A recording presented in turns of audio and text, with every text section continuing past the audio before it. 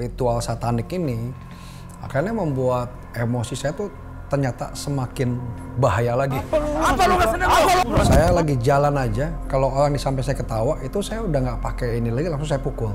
Ya karena saya membuat ikatan ya, kuasa jahat yang menguasai saya, jadi setiap perbuatan jahat yang saya lakukan, saya benar-benar nggak ada rasa bersalah sama sekali. Dia ini mengajak aku ke satu perkumpulan rohani. Jadi di sana tuh ada nyanyi, pujian, tapi lagu-lagunya mantra. Cuman yang terakhir itu ditutup dengan pemanggilan arwah-arwah. Jadi aku sering manggil-manggil arwah juga. Dan itu terbawa sampai ke besar, biar nggak sial, supaya buang sial, banyak rezekinya gitu. Okay. Tahukah sahabat, banyak dari kita yang sedang mencari pertolongan, namun malah terjebak di dalam berbagai ritual dan kepercayaan yang salah. Kita takut akan masa depan, khawatir akan hal-hal yang belum terjadi, dan akhirnya kehilangan pegangan hidup. Akibatnya, ketakutan menggantikan iman dan keraguan mengikis kepercayaan kita yang sesungguhnya. Mari kita saksikan kisah yang berikut ini. Kamu udah berangkat kerja, Papa sekarang mau berangkat kerja. Nih, ada uang buat kamu. Jadi orang tua saya tuh hanya sekedar memberikan saya uang saku, uang jajan, dan mereka itu sibuk dari pagi sampai malam. Papa saya ini punya temperamen yang agak keras gitu. Mungkin karena ya boleh dibilang mungkin seperti pendidikan militer gitu ya. Jadi ketika saya melakukan kesalahan, ketika nilai saya jelek gitu ya, sering sekali dipukul, disabetin gitu sampai bedah, sampai apa, karena dipukul pakai kepala ban pinggang. Kamu ini dari mana aja? Udah ujian jelek. Papa ini kenapa sih? Mau main tangan? Ketika saya SMP, saya masih dipukulin, disabetin, saya diam aja. Nah ketika SMA akhirnya sampai terlibat ya berantem ya pukul-pukulan gitu. Ya mungkin gini ya, pertama itu karena memang ada pengaruh narkoba. Kedua juga mungkin saya waktu SMA itu saya sempat terlibat dengan ilmu-ilmu hitam. Mungkin itu juga yang membuat saya tuh jadi emosian dan seringkali kejadian itu saya tuh kayak lose control, kayak saya tuh udah bukan diri saya lagi. Kadang-kadang tuh ketika saya melakukan itu tuh saya tuh seperti jadi pribadi yang lain. Gitu, saya tuh udah seperti nggak menyadari bahwa itu saya gitu sebetulnya.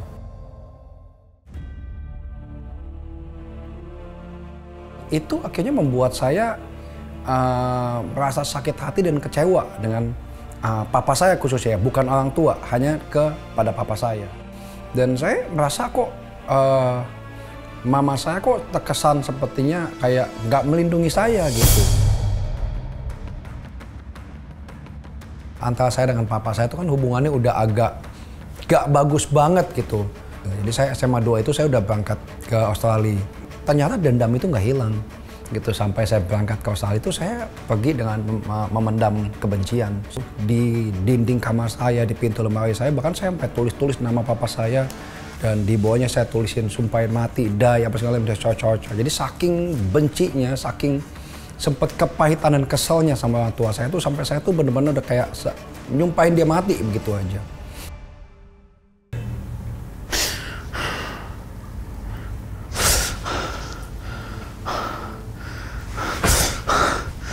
Jadi satu waktu itu ketika saya tidur, roh saya tuh kayak keluar dari badan gitu.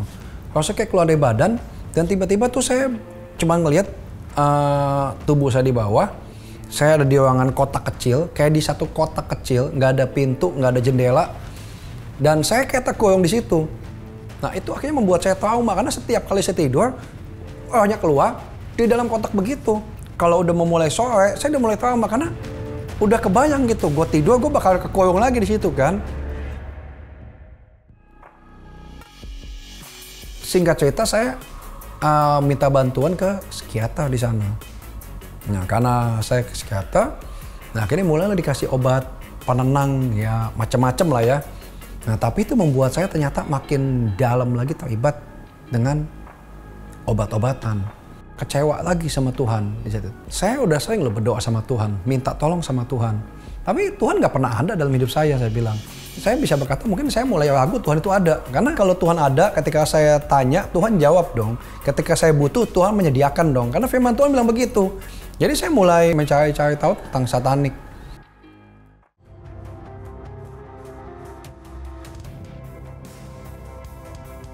Lewat dari website mulai berubah tuh. Alkitab saya berubah jadi Satanic Bible.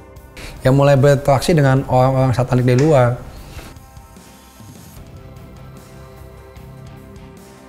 Ritual satanik ini akhirnya membuat emosi saya tuh ternyata semakin bahaya lagi. Saya lagi jalan aja, kalau orang di samping saya ketawa, itu saya udah nggak pakai ini lagi, langsung saya pukul. Jadi dikit-dikit pukul orang. Ya karena saya membuat ikatan ya. Mungkin satu kuasa jahat yang menguasai saya, jadi setiap perbuatan jahat yang saya lakukan, saya benar-benar nggak ada rasa bersalah sama sekali.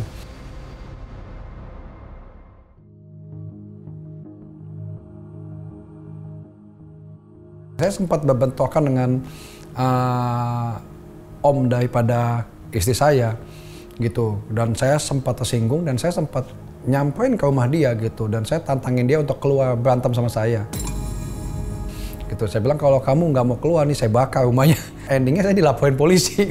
Ya sebelum dideportasi baru dipanggil polisi, saya pulang duluan. Jadi setelah saya pulang Indonesia, nah calon mertua itu ngajak saya ke gereja. Ya saya ikutin aja lah maunya apa. Udah banyak banget lah hamba Tuhan yang istilahnya mendoakan saya, tumpang tangan doain saya. Saya pura-pura jatuh aja gitu. Saya pikir daripada gue dorong-dorong, gue jatuh duluan aja deh. Ketika banjir besar tuh di Jakarta, saya ngungsi ke hotel gitu kan. Saya kelupaan bawa obat tidur saya. Gitu, karena kan waktu itu kan lagi panik-paniknya. Singkat cerita saya minta tolong teman saya ini keliling satu Jakarta nyariin obat tidur, nggak ada yang mau ngasih saya. Aduh gila nih, hidup gue mau sampai kapan kayak gini gitu kan. Mau sampai kapan kayak gini, cuman gue mau minta tolong sama siapa lagi gitu kan. Minta tolong sama Tuhan dulu kayak gue udah coba nggak bisa. Jadi saya sampai udah dalam desperate itu saya nanya sama teman saya bilang, udah kalau lagi begini lu baca Alkitab aja. Gue bilang lagi, John, gue ini udah berulang kali baca Alkitab, nggak pernah kejadian. Gue bawa sesuatu buat lu. Nih, mending lu baca nih, Alkitab. Alkitab. Iya. Ya coba aja dulu, dia ngomong gitu. Cuman pada waktu itu ya, karena mungkin saya udah pikir, udah nggak ada opsi lagi nih. Semua udah saya coba gitu kan. Mau dari paranormal, mau dari dukun, dari setan, nggak ada yang bisa ngilangin saya punya ketergantungan obat tidur. Cobalah. Nggak ada rugi juga buat gue gitu kan. Gitu, karena banyak orang bilang kalau baca Alkitab tuh ngantuk gitu. Setelah saya rutin baca Alkitab, tiba-tiba tuh saya ada di kamar satu waktu, satu malam tuh saya lagi di kamar sendirian, saya ingat. Saya lagi sendirian. Gila hidup gue mau jadi apa kalau sampai mati gue harus minum obat tidur. Tiba-tiba ketika saya lagi begitu, iblis tuh juga pintar. Kayak munculin slide dan bicara di kepala saya. Iblis kan mungkin dikasih lihat tuh semua dosa-dosa saya. Ketika saya lagi menghujat Tuhan, ketika saya lagi bikin macam-macam semua, dan iblis tuh ngomong gini sama saya, apa yang kamu lakukan itu udah terlalu parah. Mana mungkin Tuhan mau pakai kamu lagi, mana mungkin Tuhan mau selamatin kamu lagi. Kamu nggak ingat kamu udah menghujat Tuhan berapa kali? Udah dibacain tuh, dan sekarang kan timbul di kepala saya tuh muncul tuh kejadian-kejadian di mana saya tuh mengecewakan Tuhan, diungkit semua sama si iblis. Karena saya merasa tertuduh begitu, saya mulai terpikir lagi, iya benar juga ya gitu kan. Apa yang udah gue lakuin dulu tuh memang istilahnya tuh jahat banget gitu. Istilahnya tuh udah bener-bener nyakitin Tuhan banget. Tapi di saat saya lagi tertuduh seperti itu ya, tiba-tiba tuh saya dengar suara Tuhan tuh audible di kuping saya. Ada satu suara bicara 2 Korintus 5 ayat 17. Gue bukan ahli Alkitab bisa tahu ada ayat itu gitu kan. Bukan ahli Alkitab. Saya ambil Alkitab saya buka, ternyata ada. Siapa yang di dalam Kristus, dia adalah ciptaan yang baru. Yang lama sudah berlalu, yang baru sudah datang. Ayat ini seperti hidup dan bicara sama saya gitu, bahwa Tuhan tuh nggak lihat apa yang dulu lakukan sebelum-sebelumnya gitu, tapi Tuhan lihat yang sekarang. Dan saat itu ya tiba-tiba saya nangis dan saya nggak ngerti, tiba-tiba saya ketiduran gitu aja. Dan saya udah nggak ingat apa-apa lagi.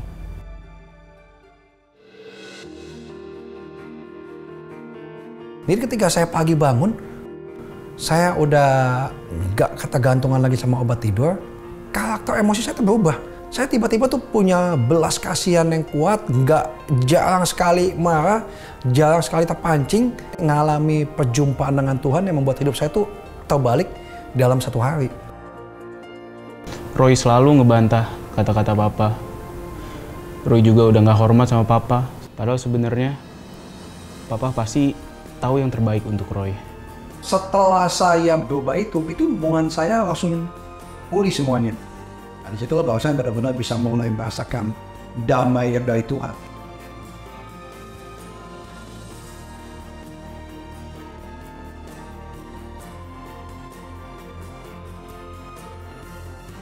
Apa yang dahulu kau anggap keuntungan, sekarang kau anggap sampah.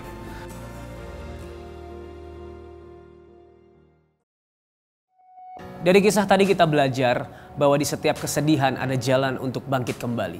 Kadang kita merasa nggak berdaya karena duka dan kesedihan. Namun di momen-momen seperti itulah Tuhan hadir untuk memberikan penghiburan dan kekuatan yang tidak terbatas bagi setiap kita. Sahabat, banyak sekali kisah-kisah inspiratif yang terjadi karena pertolongan dan kesetiaan Tuhan Yesus di dalam hidup kita. Sahabat bisa menonton kisah-kisah inspiratif lainnya melalui sosial media Solusi. So jangan lupa buat follow dan subscribe semua sosial media Solusi. Selanjutnya kita akan ngobrol dengan seorang sahabat yang hidupnya diganggu oleh roh-roh jahat ketika dia memutuskan untuk datang kepada Tuhan. Bahkan roh-roh jahat itu memberikan gangguan ketika dia sedang mengandung anaknya. Penasaran dengan kisahnya? Mari kita ngobrol dengan dia. Sahabat Solusi, hari ini saya kedatangan seorang wanita yang datang jauh-jauh dari Surabaya untuk menceritakan kesaksiannya. Now please welcome Fiska Veronica. Halo Fiska, apa kabar? Baik, puji Tuhan baik. Iya, tapi katanya lagi agak nggak enak badan ya hari ini. Ya hari ini kebetulan pendarahan ya. Wow, tapi ini aman buat ngobrol ya? Aman. Ya kita berharap, kita berdoa segala kesaksiannya Ya. benar-benar membawa orang-orang Ya, kepada amin. Tuhan ya. Amin. Hari ini kan Fiska ini mau menceritakan bagaimana dulu kamu terikat, terjebak di dalam okultisme. Iya betul. Itu berapa lama sih? Aku tuh kan anak broken home ya, mama papaku pisah. Dari aku umur 6 tahunan lah, sekitar kelas 1 SD. Oke. Papaku ke Kalimantan dan aku tinggal di Bandung sama mamaku. Oke. Jadi aku kurang kasih sayang seorang papa yang tadinya kan benar-benar deket banget, aku tiap hari dipeluk, aku disayang gitu. Tiba-tiba aku kehilangan papa, langsung hilang gitu aja kan. Itu umur berapa? Sekitar kelas 1 SD. 1 SD, wow, oke. Jadi aku masih ingat ya dulu papaku mau pergi, aku pegang kakinya, aku terseret-seret gitu, papa jangan pergi gitu. Jadi aku kehilangan banget sosok papaku. Nah dari sana aku merasa anak yang ada sesuatu yang kosong di hidup aku ya. Oke. Aku juga kan jadi anak yang tertutup, anak yang nyari teman tuh susah bagi aku dulu. Yeah. Jadi introvert gitu. Kebetulan kelas 5 SD ini aku dekat sama satu sahabat aku. Dia ini mengajak aku ke satu perkumpulan rohani, tapi bukan Kristen ya. Oke. Jadi di sana tuh ada nyanyi pujian, tapi lagu-lagunya mantra, lagu mantra-mantra. Oke. Terus ada makan-makan bersama, ada sharingnya. Karena anak kecil kan aku nggak begitu nangkap sharing tentang apa gitu ya. Cuman yang terakhir itu ditutup dengan pemanggilan arwah-arwah. Oke. Jadi misalnya mau arwah siapa yang dipanggil gitu, ada pilihannya banyak. Oke, Mau itu siapa aja gitu. Itu Jadi, umur kelas 5 SD. Iya. Pertama kali ikut itu. Iya. Oke. Jadi aku lihat sendiri gitu, ada yang ditusuk-tusuk kebal, nggak berdarah. Oke. Itu tujuannya untuk mereka sih biasa untuk meramal nasib, untuk nanya masa depan. Sedangkan aku juga kan kehilangan arah ya. Aku nggak tahu, bingung ke depannya aku harus gimana. Jadi aku kecanduan meramal nasib. Oke. Jadi aku sering manggil-manggil arwah juga. Jadi ada mediatornya, Kak. Oh, jadi di dalam perkumpulan itu Ada satu manusia jadi mediatornya. Arwahnya yang mau dipanggil kan dijajarin tuh mau siapa yang dipanggil. Oke. Nah, misalnya si ini dipanggil, dimasukin ke dalam badan dia. Oke, yang berbicara nanti si mediator itu nanti. Iya, Oke. tapi mediator ini ngomongnya beda ya. Sebelum dan sesudah dimasukin tuh beda. Suaranya gitu Suaranya beda. beda, Oke, terus oke. tingkah lakunya juga beda Oke. gitu. Dan itu terbawa sampai ke besar, sampai dewasa aku sering ikut ritual, jadi mandi kembang. Terus ya ke berbagai dukun lah, aku keliling lah. Oke. Dukun sana, dukun sini untuk meramal nasib. Terus aku juga ikut ritual mandi kembang untuk biar nggak sial, supaya Buang sial. banyak rezekinya Oke, wow, gitu. oke. Berarti dari pertamanya datang ke sebuah perkumpulan Iya. itu, lalu semakin tanda Tertanam. kutip mencintai ya hal-hal Iya, seperti jadi ini, bergantung. dan jadi akhirnya meninggalkan perkumpulan ini atau tetap di dalam perkumpulan tapi berkelana ke dukun-dukun lain gitu. Udah nggak ikut ke perkumpulan itu, Oke. udah jarang ikut, tapi sampai dewasa masih kebawa kayak meramal nasib itu masih. I see, oke. Aku sempet tidur di kuburan juga. Untuk Ya kan banyak itu. ritualnya? Iya, untuk Oke, ritual itu. wow. Jadi aku nggak sendiri, cuma banyak berjejer jadi tidur bareng gitu. Wow, alright. Lalu selama masa kamu menjalankan okultisme tersebut, berhubungan dengan kuasa gelap, bahkan berhala-berhala, hal-hal apa yang kamu alami di dalam kehidupan yang mungkin itu cukup mengerikan kalau dibayangkan? Aku tuh kan awal-awal mau ke gereja gitu, mau mendekatkan diri sama Tuhan. Aku setiap harinya jadi ketindihan setiap hari. Jam 3 pagi, jam 2 pagi itu aku pasti setiap hari ketindihan. Aku bisa lihat ya sosok yang nindihin aku, tapi aku nggak bisa gerak, nggak bisa ngomong. Terus mainan anak-anak aku pada bunyi tengah malam. Kayak di film-film ya? Iya, itu mustahil banget kan. Kalau misalnya ini kalau nggak diputar, kalau ini kan nggak mungkin bunyi gitu. Bunyi-bunyi. Terus aku juga didatengin kelelawar. Aku lagi tidur sama suamiku, di kelelawar besar bisa masuk ke kamar kita. Kan secara manusia nggak masuk logika ya. Kelelawar besar tuh masuk dari mana gitu kan. Itu dia muter-muter di atas kepala kita. Gitu. 2 kali pernah. Terus sempat ada ular hitam juga di rumah. Oke. Akhirnya aku memutuskan sama suami, udah aku udah nggak mau lagi diganggu lagi. Akhirnya kita memutuskan buat pindah ke Surabaya. Oke. Dan gangguan itu hilang? Enggak. Nggak hilang. Ternyata makin parah. Karena kan dulu aku belum mengampuni. Aku sudah mengampuni orang lain. Aku tuh jadi punya sakit hati kepahitan tuh 6 tahun sama orang. Aku dengar namanya juga kan udah benci banget ya dulu. Itu sih yang bikin aku susah dekat sama Tuhan tuh itu. Sama Tuhan Yesus. Aku mau datang ke Tuhan Yesus tuh kayak ada yang dalam hati, oh, kamu aja nggak bisa mengampuni segala macam kan. Jadi aku 2017 aku mengampuni orang itu. 2018 aku mendekatkan diri sama Tuhan. Titik kamu memutuskan mau bertobat itu kapan? Saat Tuhan Yesus datang ke mimpi aku. Itu kapan? Tahun berapa itu? 2017. 2018 lah. Aku tuh kan masih takut kehilangan, jadi Kak. Aku mau ikut Yesus, tapi aku kehilangan semua yang aku punya, yang aku minta. Jadi sebelumnya memang sudah mau, aku mau berhenti deh, mau ikuti Yesus. Tapi di sisi aku takut kehilangan hal-hal yang diberikan oleh berhala tersebut. Lalu? Jadi aku mimpi sosok Tuhan Yesus sendiri datang ke mimpi aku. Tuhan Yesus tuh nggak kelihatan sih mukanya, cuman pakai jubah, dan aku tahu itu Tuhan Yesus. Dia tarik tangan aku lagi tidur. Sampai aku bangun tidur pun kerasa banget tangan aku gitu. Sejak dari sana, iya bener aku nggak mau ke dukun lagi, aku nggak mau menyembah berhala lagi. Lalu apa yang kamu lakukan setelah mendapatkan mimpi tersebut? Aku mendekatkan diri sama Tuhan. Aku belajar berdoa. Aku tadinya kan nggak bisa berdoa. Aku belajar berdoa sama suamiku, coba berdoa berdua, walaupun canggung banget. Pertama kali berdoa berdua tuh sangat-sangat canggung nggak gitu. Dan di momen apa akhirnya bisa terlepas dari semua gangguan itu? Atau sekarang masih sering mungkin enggak. Mimpi gitu? Enggak? Jadi kayak mimpi ya sering ya. Aku tuh mimpi lagi menyembah berhala. Terus kan dari Bandung aku pindah ke Surabaya. Aku meninggalkan semuanya kan. Nah aku pikir kan kayak mantan misalnya, mantan pacar misalnya. Aku udah kembaliin semua yang aku minta dari kamu, misalnya pemberian dari kamu udah aku kembaliin ya. Jangan ganggu aku lagi dong, gitu. Tapi ini enggak loh. Iya. Malah diganggu. Aku pindah ke Surabaya tuh jam 8 malam aku nyampe rumahnya di Surabaya. Kebetulan rumah Surabaya ini beberapa tahun kosong. Jadi aku merasa kurang bersyukur juga sih saat itu.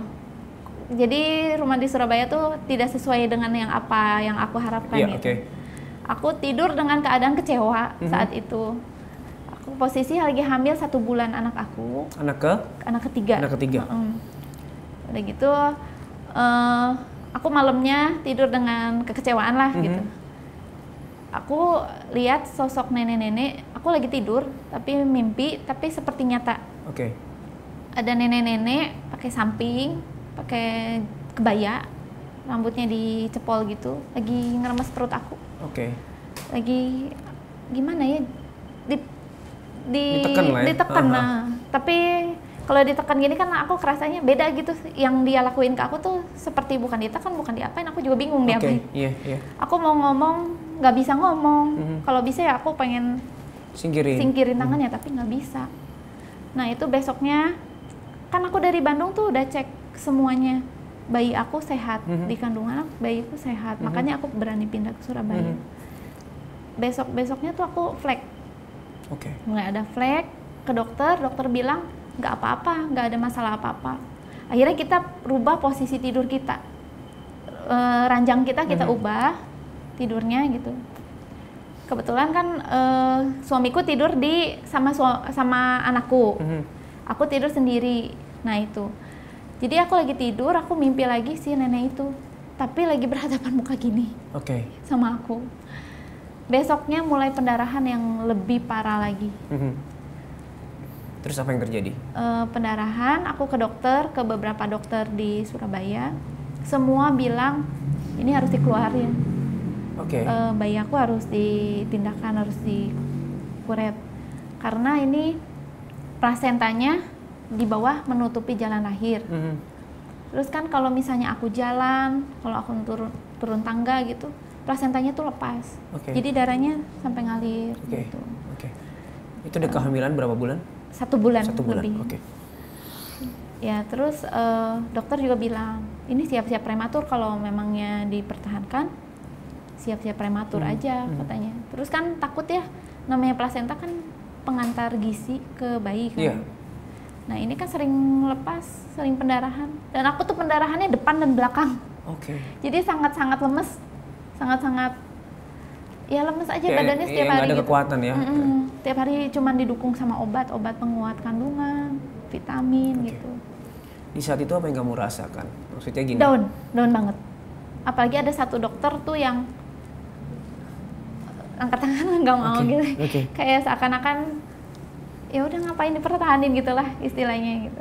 Lebih iman aku lebih diasah lagi sama suami aku sama aku berdua setiap hari tumpang tangan di perut ini.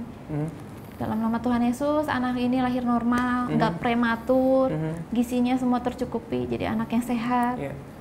Ya, tapi sampai berbulan-bulan itu, sampai aku 7 bulan, 8 bulan masih pendarahan.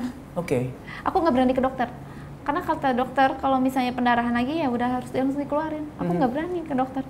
Jadi dijalanin aja sendiri di rumah gitu? Dijalani beberapa kali, tapi nggak rutin. Kan kalau orang rutin ya periksa, cek gitu. Suatu hari tuh aku tuh kencing darah, subuh-subuh tuh aku kencing darah, tapi ini darahnya nggak biasa kan hanya darah tok. Ini sama jaringan-jaringannya, jadi ada putih-putihnya kayak jaringan gitu. Aku paginya gemetar ke dokter. Di perjalanan suamiku setel radio, itu membahas tentang iman. Jadi membahas tentang iman, suamiku juga jadi mengucap, aku punya iman, anak aku bisa lahir normal, pokoknya sehat. Itu sampai 7 bulan, waktu umur 7 bulan.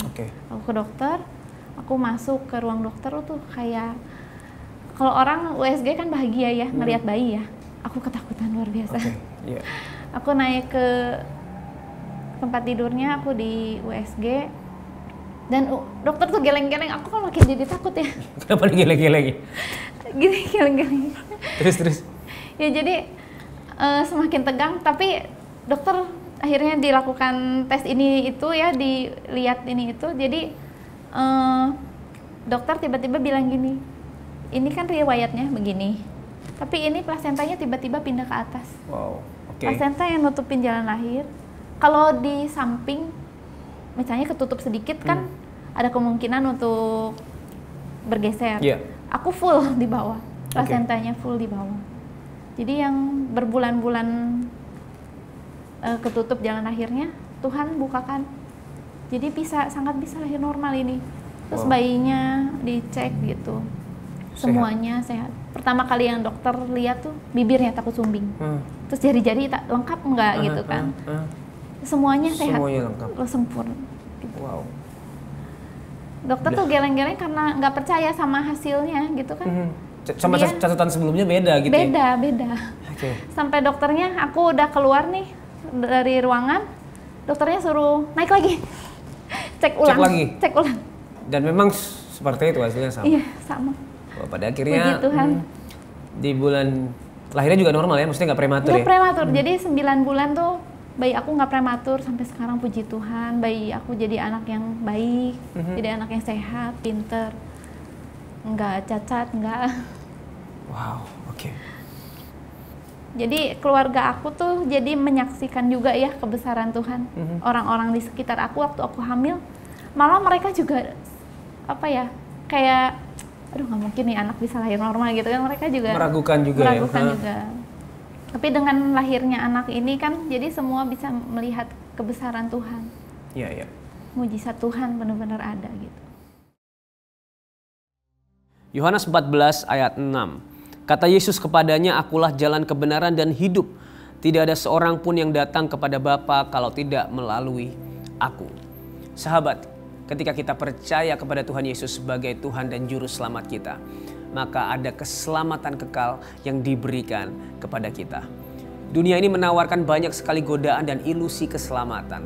Namun hanya di dalam Yesus Kristus Tuhanlah kita memiliki kepuasan, kedamaian sejati, pengampunan dosa, dan kehidupan yang kekal. Dan hari ini jika sahabat belum pernah menerima Yesus sebagai Tuhan dan Juru Selamat, saya mau mengundang kamu semua untuk berdoa bersama dengan saya. Mari tundukkan kepala dan berdoa.